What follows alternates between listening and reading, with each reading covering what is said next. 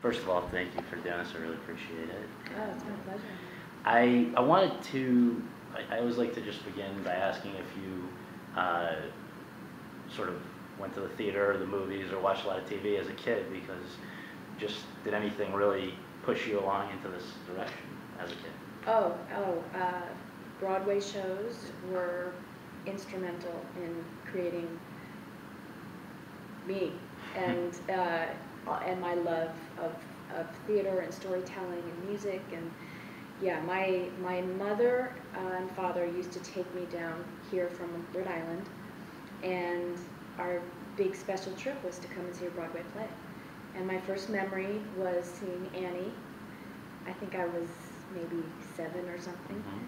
And just having my mind blown. I couldn't believe that this was happening right in front of my face. I couldn't believe that there were kids my age who were doing this. And all of a sudden, I was like, I want to do that.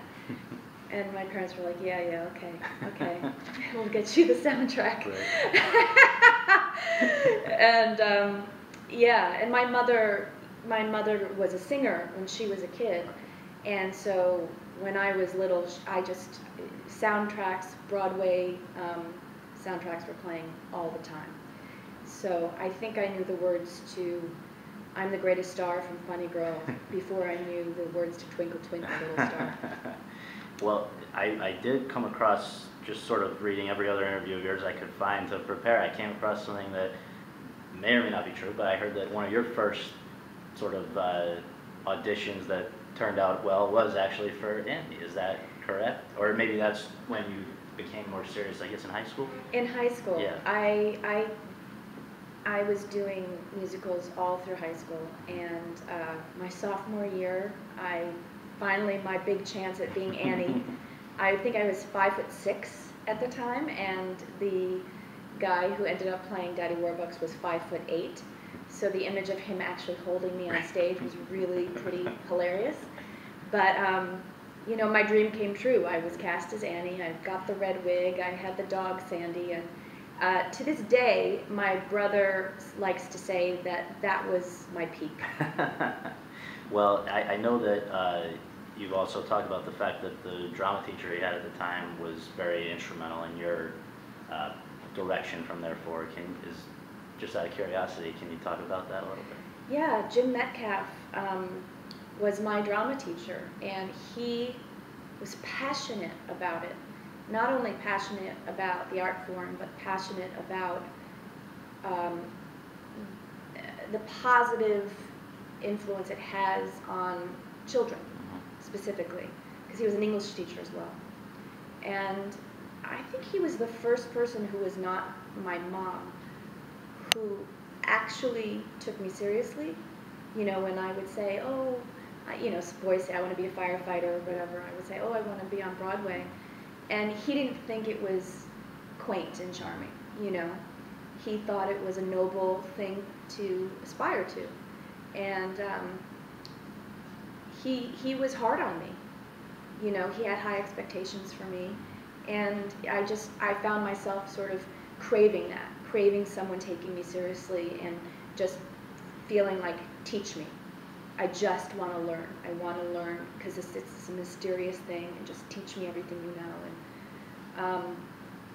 And I'm still in touch with him to this day. He really changed my life. This next question is one that I'm probably going to be more interested in than most people who interview, because I'm also a Brandeis alumnus, and so I just have to ask you, because I've always wondered, you know, your legend precedes you there, and so I'm just curious what your experience there was like. You know, was it positive, negative, and also in terms of artistically, were you able to make a lot of progress there? Yes, you know, Brandeis was a complicated experience for me. I got a tremendous education there. I loved that it was small, that there was a liberal slant to it, that the kids there were very serious about everything. At the same time, you know, I had said to my parents, I want to go to Fame. I want to go to the, performing arts high school. And, and they said, you have to get your liberal arts education, and you are an intelligent woman, and, you have to be able to support yourself. And after going to college, if you want a conservatory experience, then we'll support that decision, but no, you can't. And I had actually auditioned for the musical theater program at Syracuse and been accepted. And then I got into Brandeis, and Brandeis at the time was known for its graduate acting program. Okay. And it just had student-run productions for undergrad. And so I went, and it became, I think what it ended up happening was it introduced me to competition and rejection very, very early, because there was only one play a year that the undergrads could audition for. And I remember my freshman year going in, and I was the star of my high school, and there were 3 girls' roles, and I thought, oh, of course I'm going to get one of them. And they were filled by seniors, undergraduate seniors, and I was just stunned, and I thought, oh, okay, now what do I do? And I remember Ted Kazanoff was the master acting teacher for the graduate program, and he also taught the undergrads.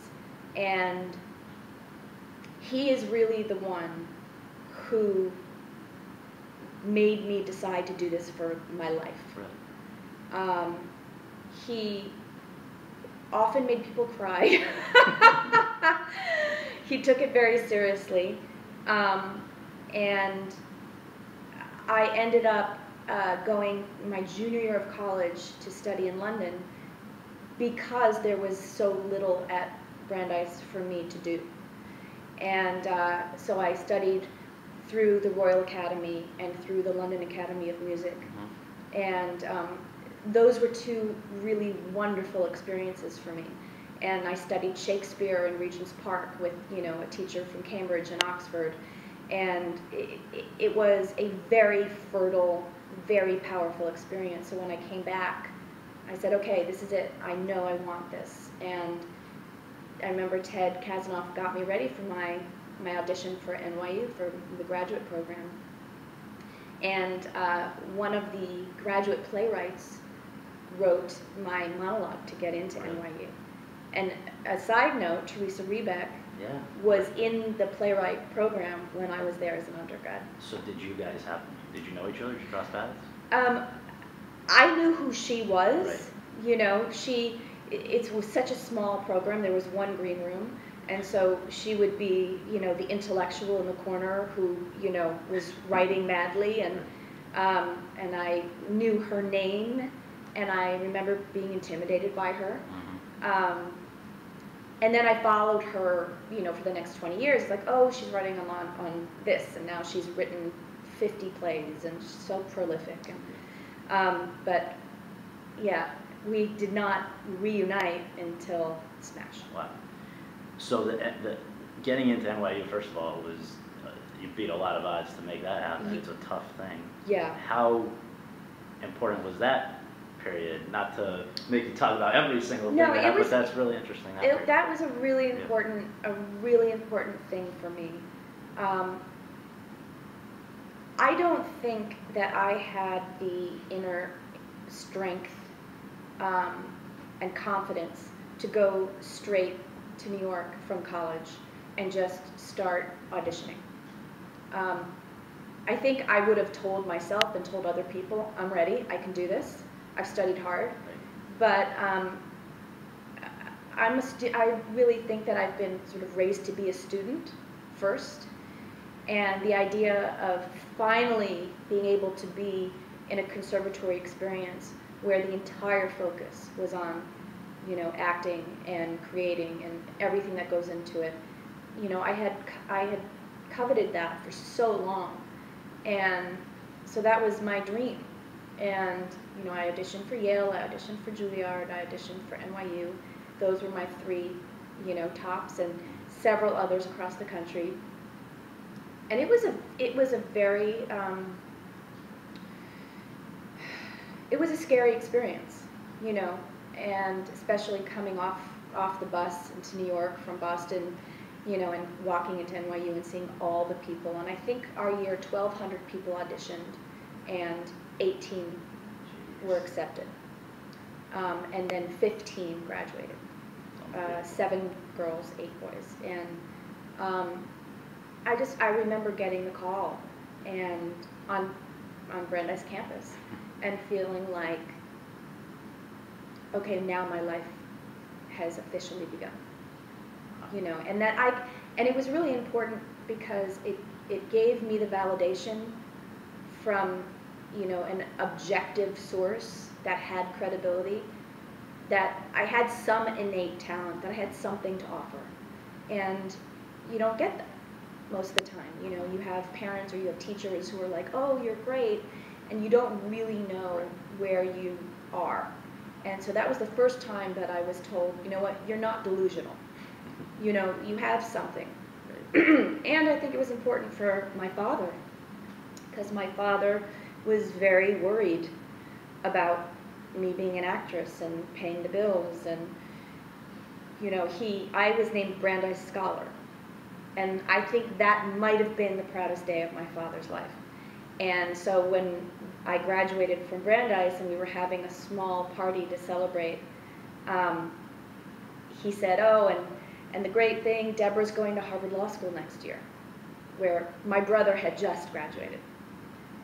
And everyone was like, what? And I you know, he was obviously joking, but it reflected a concern of his. Yeah. And he said, you could go. And I said, you know what, I'll make a deal with you. If I don't get a job that can pay the bills in 20 years, then I will apply to Harvard Law School. And he was like, 20 years? And I was like, yeah. I said, I think that's a reasonable amount of time for me to, you know, give it a shot. And he was like, oh, okay. He wasn't going to win that one. No, so that was a running joke. So you come out of NYU, and now you're suddenly in the pool with everybody. And my understanding, and I don't know, you know, correct me if I'm wrong, but it seems like the first big break in a way was A Walk in the Clouds. Is that correct, or were there other things before that? I actually think NYPD Blue, which preceded that, okay, was my big break. Yeah.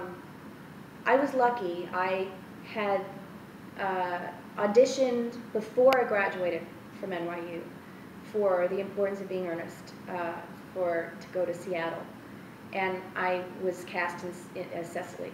So I knew before I graduated that I had a job, yeah. And that was a big thing for me. So I went, and then I came back, and then I started auditioning, and you know, I was always getting close, and then I wouldn't get it, and I was getting very, very dejected, and then I was understudy for Mary Louise Parker in John Patrick Shanley's 4 Dogs and a Bone, and that was my first off-Broadway job, and then I got a Clairol commercial, and they dyed my hair to make it red. Really? So it wasn't red before? Actually, let me clarify that, sure. Because the kind of red was different. Yeah. I got A Walk in the Clouds. Yep. They wanted me to be blonde. I said, I'm a Russian Jew. If you make me blonde, I'll look like a, you know, addict. And they said, all right, let's do a wig test. Right. And so they had put a blonde wig on me, and they said, she looks like an addict. And they said, all right, let's put a red wig on her. And they were like, okay, red suits her. So they're like, let's do this. Now, I was a nobody. So they said, forget sending her to like a real salon. Let's have the woman who puts the dye on Alfonso Arau, the 68-year-old director at the time, his hair, do her hair in a Motel 6 in Napa Valley where we were rehearsing. Cut to, my hair was bleached 13 times, and I ended up being a crazy Titian red. And the woman was in tears because she was like, I can't fix it. And I showed up the next day on set, and the DP was like, I can't shoot her in this movie with that hair. And they were like, you know what, we don't have time, let's just do it. So I had this crazy red hair, and I came back to New York, and I got the Clairol commercial, and they were like, we need to calm your hair down. And I said, okay. And they said, as long as we can match it for the movie. And so I had this crazy hair, and I went in for my first guest starring audition for NYPD Blue, which at the time was a huge success. And Gail O'Grady was Donna Abundando, and I went in for Dana Abundando, her wayward sister. And I went in, and I auditioned here in New York, and I got the part. It was supposed to be one episode, and when I got there during the episode, they said, we want to write more episodes for you, so can you just hang out? And I was like, sure. And that's when, it was from being there for NYPD Blue that I got the meeting for Ned and Stacey, which became my first sitcom. And, you know, I had already auditioned for Ned and Stacey in New York and been rejected. Really? But I went in for a general with the head of Fox Casting, and they were like, you know, what do you want to do? And I was like, well, I want to do something like Friends or Mad About You. And I said, you actually have something that I think I'm really right for. And they said, what is it? And I said, Ned and Stacey. And they said, well, what happened? Go in. And they're like, oh, I did. And I never heard from them again. And he was like, you know what, we're going to have you go in again. And I walked in the door in LA, and Michael Whitehorn said, okay, I love you, you're totally wrong for this. And I said, tell me why. And he said, the character is a neurotic Jew from New York. And I went, hello, hello, hello. And I said, look, let me give you what I think you're looking for, and if you don't like it, you won't see me again. You will not be forced to meet me again, I'm gone. And so I made an adjustment, and I got the part. Wow. And that was basically for 2 years, right? And yeah. Did that lead right into Prey, or was there a little break? No, I then got the off-Broadway play Collected Stories by Donald Margulies. It's a two-handed play about writers and what is appropriate to use from someone's life. It's about a protege and a mentor. And I desperately wanted to do this play. And I remember that I had a choice. I was either, I was asked to test for my first NBC comedy that was going to be directed by Jim Burrows. And that was my dream. But it was going to conflict with the play. And I remember just saying, I have to do this play. And so I flew to New York and I auditioned for it, and I got it. And I was there. Luckily, the other show didn't go, so I don't have, you know, to like, beat myself up about that. And while I was finishing up my play, I got the call about that they were recasting Prey, and they were going to start shooting in 10 days, and did I want to test? And I went in, and that brought me back out to LA, which led right into Will and Grace. Wow. Which led right into Starter Wife, which led right into Well, if we can pause for just a second on Will and Grace, a few seconds, okay. Just to set the scene, I guess, because you sort of talked about what was on TV a little bit at that time. Yeah. I know that you were very involved with this new book that Warren Littlefield's just written about must-see TV, and so I just wonder if you can, for people whose memories may have blurred about what that term means or where it came from, what was must-see TV? Must-see TV was an era when Thursday night, the block between 8 a.m. and 10 p.m. of 4 comedies was ultimately filled with the 4 most successful comedies on all of television. And so it was coined, this is must-see TV. And Seinfeld was on, and Frasier, and Mad About You, and Cheers. And the whole term about water cooler TV was born. So during this golden time of television was when I was auditioning for Will and Grace, and I ended up in Jim Burrows' home on a Sunday reading with Eric McCormack and being so scared to commit, and Jim Burrows walking me out the door and saying, you got to take the job, you know, and I was like, and he's like, you're never going to find a script like this again, ever. And I remember thinking, wow, this Jim Burrows, this is the person. He you know, he's all of those. He's Cheers, he's Frasier, he's done it all. He's done Carol Burnett, you know, Bob Newhart. I mean, he is the man, and it happened. I became a part of that era, and Will and Grace, you know, it didn't happen overnight, just like with Seinfeld, it didn't happen overnight. But by, you know, I think we won the Emmy for Best TV Show after our second season, and after that, it really just, it became a very important show, not only because it was part of must-see TV, but because it was the first time that it had a male, leading gay character who was portrayed, you know, with the same wants and desires and needs and flaws as any other leading man on any other TV show. And so it became socially important, politically important.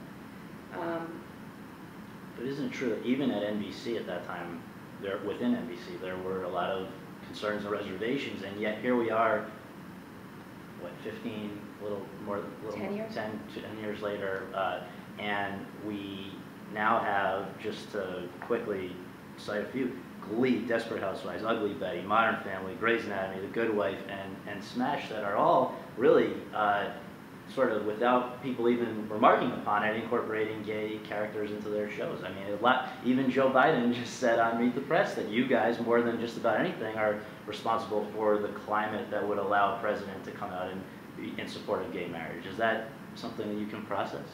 It's, you know, Joe Biden referencing our show in that way, I think, besides the birth of my son, was the proudest moment of my life. You know, we all entered into the world of Will and Grace saying we're going to entertain people, and we're going to write characters that are full and rich and real. And we didn't realize the roller coaster that we were going on and the impact it would have. But once it became clear, it became more important than the Emmys or, you know, the celebration of the show itself as something that was hilarious and brought joy to people. But you know, what it meant to the community that had never been represented before on television in that way, that became so much more powerful, and it felt like a responsibility, and it felt like a privilege to happen to have been in the right place at the right time, to have become a part of this thing. One thing I want to ask you, just in sort of, not comparing, but just logistically the way Will and Grace worked versus the way Smash worked. With Will and Grace, as I understand it, it was 4 cameras, live studio, almost, I guess every episode was Jimmy Burrows, right? And every single one. So now, yeah. And 22-minute episodes, is that? 20, yeah. Yeah, so now, with Smash, 44-minute episodes, yeah. And I guess not a live audience. No. And sort of on location half the time, right? Yes. So how can you compare and contrast those experiences, just as from your point of view, making it? Is it easier or harder? Or? They're as different as experiences can be. The thing that was so exciting and joyful about doing a 4-camera comedy was the fact that it was live. And it was the closest thing that you could get to a theater experience in front of a camera. And for someone who started in theater and theater is their first love, that was sort of a perfect marriage. However, because the goal of our show was to make people laugh, that was the goal. It was a pressure cooker. It was, we worked for short amount of time, but it was very intense, constantly thinking, okay, how do we make this funnier? How can we do this? Maybe if I throw my body down over here, or maybe if we do this, you know, and it was just constant. There was no relief. And then all of a sudden it was done. And it was, you know, sort of crazy. I would say that Smash is like filmmaking, which means you are taking 8-9 days to tell the story, and you're working 14 to 16 hours a day, and you might do the last scene of the story on the first day, and the big dramatic explosion on the second day, and that, you know, everything is completely out of order, which uses very different muscles and, you know, really challenges you creatively in a different way. And it's also a very different experience to work on just a small piece of the story for hours and hours and hours. You know, I love doing both because each one gives me something that the other doesn't. But, you know, I would have to say that working on Smash is more rigorous. It's harder as a mother. The hours are longer. The season is longer. You don't have the stability.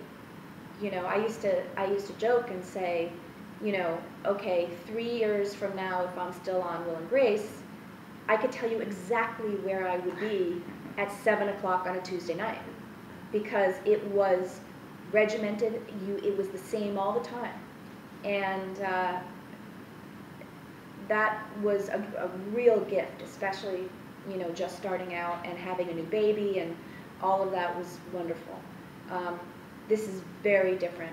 I don't know, you know, I don't know what the next script is going to be.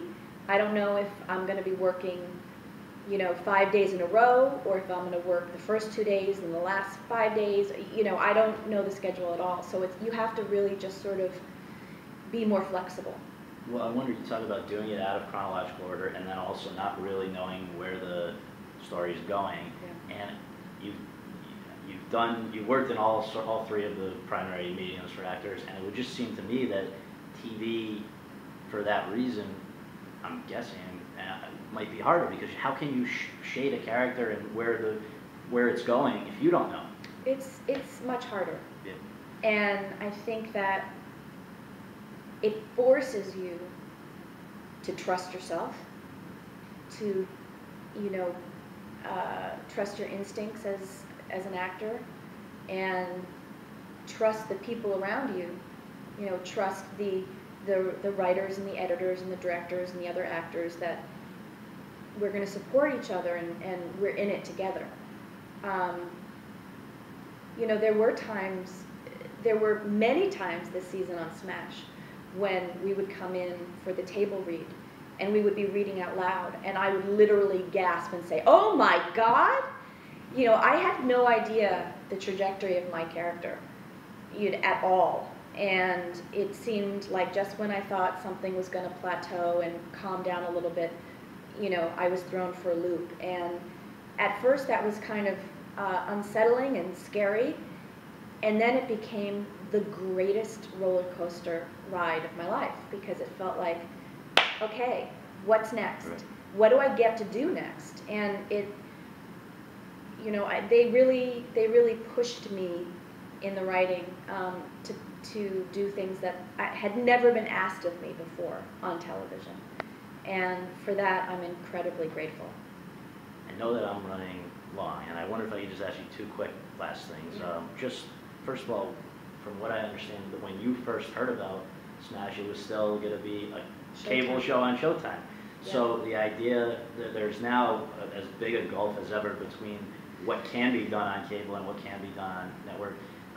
Did the fact that it moved to NBC, it moved back to network, impact the way, just your feelings about it? And then also, how does that, you're obviously accustomed to working within the limitations of network, but is there a part of you that wonders what could be done with this if people weren't so uptight about language and what can be shown and said on screen and TV, on network television? The fact that when I read it, it was on Showtime, was a huge part of what made me desperate to do it. I read the script, I put it down, I called everybody and said, I have to be a part of this. Just the storytelling, the characters I was in, the world. But the fact that it was on Showtime, Bob Greenblatt, he was my first boss on Ned and Stacey. I knew him as an incredibly smart man, and I had been watching what he had done for the network of Showtime, and that he took risks and he was bold, and he, and that I recognized that this had never been done on television before. So I thought the marriage of, the captain of the network, and the actual material was perfect. And then as a mother, I thought, perfect, it's going to be 13 episodes, so half the year I won't be working. And then, of course, things don't ever go as you plan. And before I knew it, there was the change of the guards, and Bob was at NBC, my old home, forever. And I panicked. Because I thought, I promised myself I would never do an hour-long drama again after Prey because of the hours. And then the only reason why I was able to convince myself to do it now was because I loved the script so much, and I could tell myself, well, I did Starter Wife, that was cable, that was a shorter amount of time, I think I could do it. When all of a sudden it moved to NBC, I started to panic and think, I don't know if I can do this. And luckily, the powers that be reassured me that they would be mindful of, my need to balance my home life and my work life in terms of the scheduling. We were mid-season, so we were only picked up for half the season, and so it felt like I was doing a cable show. And I think it actually served us creatively very well that originally it was intended for Showtime, a cable show, because it was already written edgy. And then obviously it had to be neutered a little bit in order for it to be appropriate on NBC.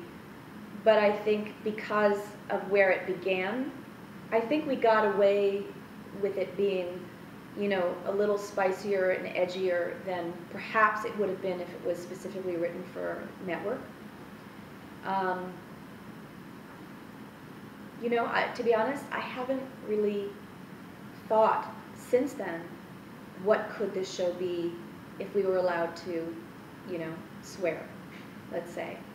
I think it's an adult show. I think it's been able to maintain the feeling of being an adult show without sacrificing a lot. So I'm pretty pleased, and I'm beyond thrilled that we're coming back and we're doing another season.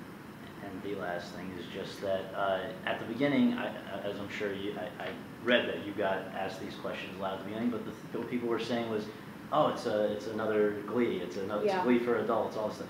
And then as it went along and people discovered what it was all about, that has faded away, and your character, I think, as the season evolved, came much more to the front. Just speaking specifically about you, really evolved a lot. And at the beginning, I think it was it was unclear exactly where it was going, and then you became more and more sort of prominent and meaty stuff as it evolved. And so now here we are talking about you know, in advance of Emmy season again, where something you're familiar with, and I just wonder, you know, as you look back at now, I guess you've been associated with the show in some capacity for what, a year.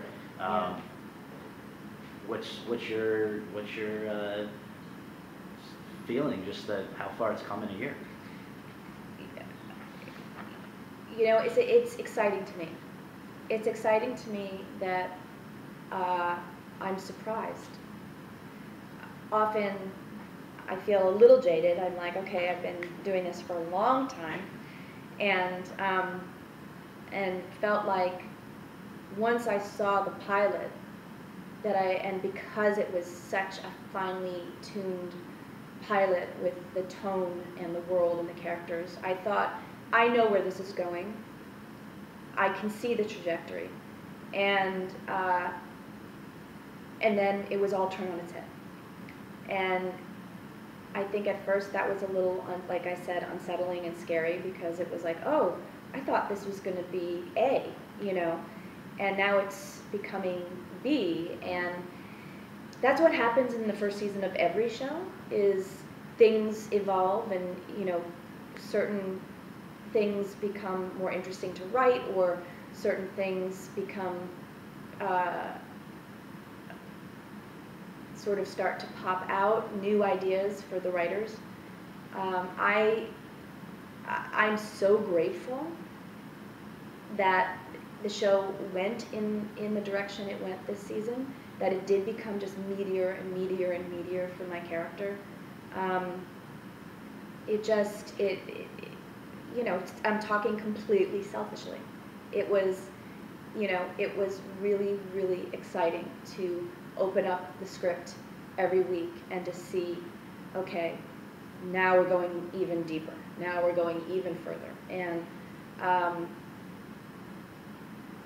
I guess what it makes me feel is excited about the future, because now I know the possibility of how far something can come, and that just means that, you know, there are more surprises on the horizon, and it's nice to be surprised. Well, thank you. I'm really enjoying the show, and I appreciate this. It was great. Thank you so much.